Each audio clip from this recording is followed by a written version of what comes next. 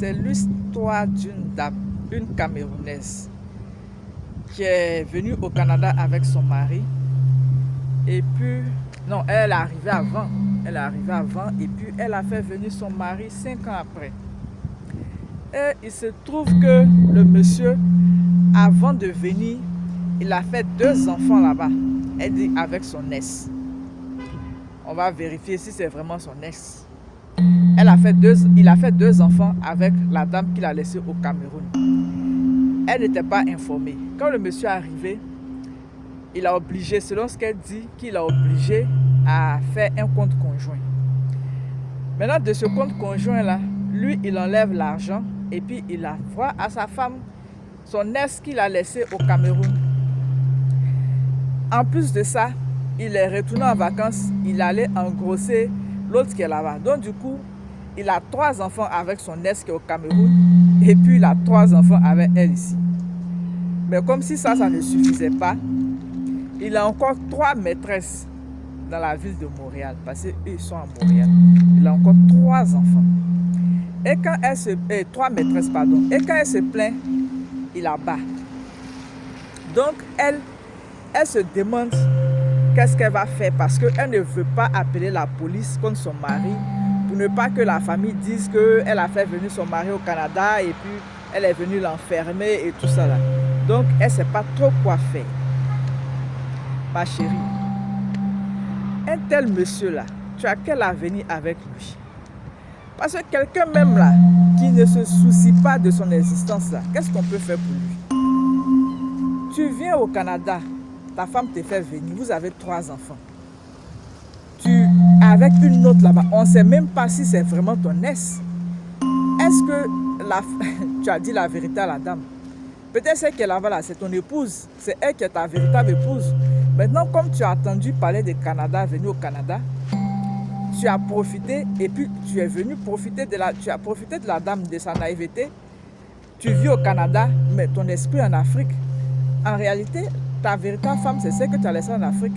Maintenant, ici, tu as les petites parce que la femme elle-même, tu ne l'aimes pas. Parce que tu ne peux pas vivre ici avec une femme et puis encore aller avoir jusqu'à 3 maîtresses à Montréal. C'est-à-dire que toi-même, tu es venu au Canada, on ne sait pas c'est pourquoi. Tu t'en fous de comment préparer ta retraite, comment préparer l'avenir de tes enfants. Les hommes là, quand ils viennent au Canada, là, c'est pour bosser et puis préparer leurs vieux jours, aller retourner investir au pays. Tu viens, c'est les histoires des femmes. Tu as fait ça au Cameroun, ça ne t'a rien apporté. Tu viens au Canada, c'est la même chose. Madame, il faut aller voir la banque déjà pour que le compte là, on puisse séparer. Je ne sais pas pourquoi en 2026 encore, vous avez des comptes conjoints avec vos maris. Quand on fait un compte conjoint là, c'est pour les dépenses. Ça y est, chacun a son compte.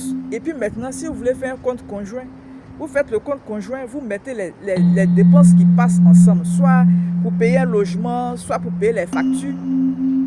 Mais tu ne peux pas être au Canada. Même ma mère, qui a 70 ans passés, qui vivait en Côte d'Ivoire, là, elle avait son compte personnel. Parce que chacun a travaillé pour avoir ses compétences, ses diplômes. Donc, pourquoi est-ce que toi, tu ne peux pas calculer ton argent, tu ne peux pas gérer ton argent? Il faut que ça passe dans un compte commun. En plus, tu dis, il t'a obligé. Il t'a obligé comment? Ayez un peu de, je sais pas. Soyez un peu ferme dans vos décisions, bien dans vos choix. Quand quelque chose ne t'arrange pas, mais tu dis que ça ne t'arrange pas, il ne peut pas t'obliger à, je sais pas, à aller faire un compte commun, ça ne t'arrange pas. Donc la première des choses que tu dois faire, va déjà voir la banque pour dire que toi, le compte commun ne t'arrange plus, tu veux qu'on sépare les comptes. Tu sépares tes comptes. Maintenant, la deuxième chose, il faut prendre un avocat. Prends un avocat, parce que ce monsieur-là, il va te rip. Discussion à l'amiable avec ce genre de monsieur-là, ça ne passe pas. Parce que quelqu'un même là, c'est un inconscient notoire. Il a laissé une femme là-bas, ça ne lui dit rien. Lui, il va à chaque fois, il s'en lui fait des enfants. Elle aussi, elle est contente, elle a eu son mari qui est au Canada. Toi aussi, tu en as déjà 3. Maintenant, ces maîtresses-là, tu ne sais même pas s'il a fait un enfant avec ses maîtresses. Donc, ce genre de monsieur-là, on ne peut rien construire avec eux. Dès maintenant, là, prends ta vie en main il faut sécuriser l'avenir de tes enfants. Va voir une avocate ou bien un avocat et puis tu expliques la situation. Tu réunis les preuves de son infidélité et puis vous vous séparez et puis toi tu prends ton chemin, tu te concentres sur l'avenir de tes enfants parce que ce monsieur ne peut rien créer dans ta vie.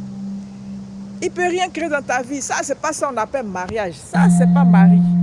Franchement, il va te perdre le temps pour rien. Maintenant, vous les femmes aussi, africaines qui êtes au Canada, là. Vous partez chercher les hommes en Afrique, là. Les hommes, là, ils ont déjà leurs femmes.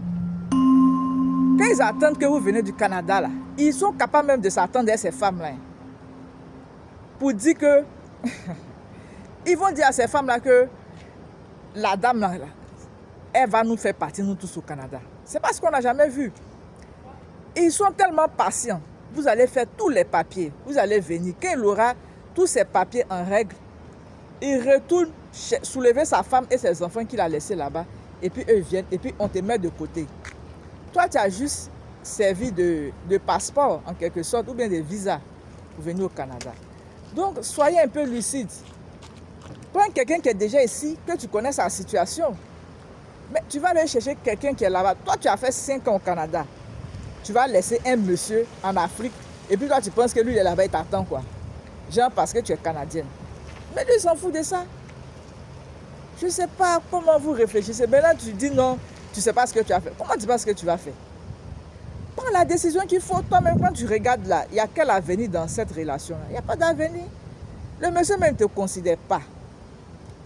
Il ne te considère pas. On pouvait au moins dire non que il a une en Afrique et puis une au Canada. Mais au Canada, ici, là, vous êtes 4. Ça veut dire que toi-même, là, tu n'es pas dans son équation. Bon, maintenant, tu veux qu'on t'explique comment. Ou bien tu veux qu'on fasse quel genre de film pour que tu te rendes compte que tu n'as pas d'avenir avec ce monsieur. Réveille-toi un peu quand même, tu es au Canada. Réveille-toi. Hein?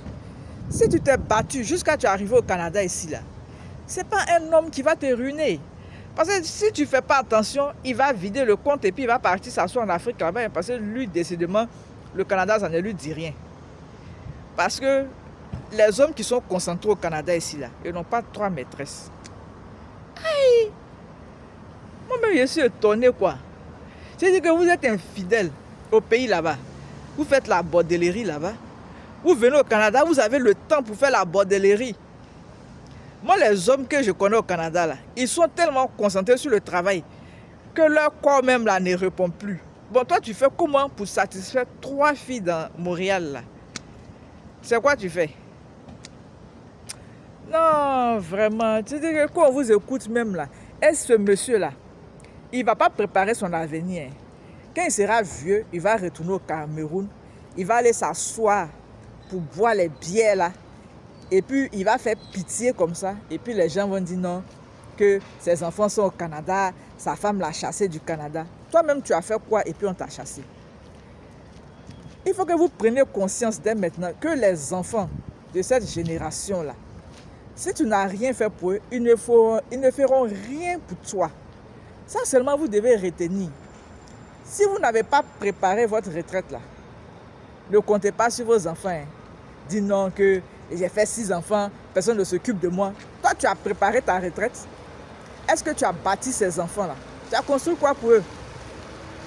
Vous venez au Canada où on vous donne les opportunités de vous construire, de construire vos enfants.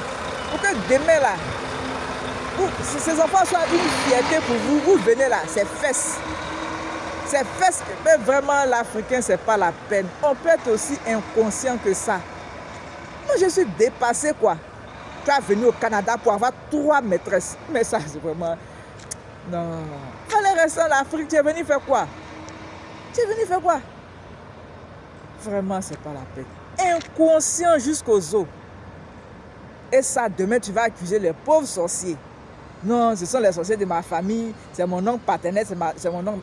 Oh non, désordre. Un vrai désordre. Non, je suis dépassé.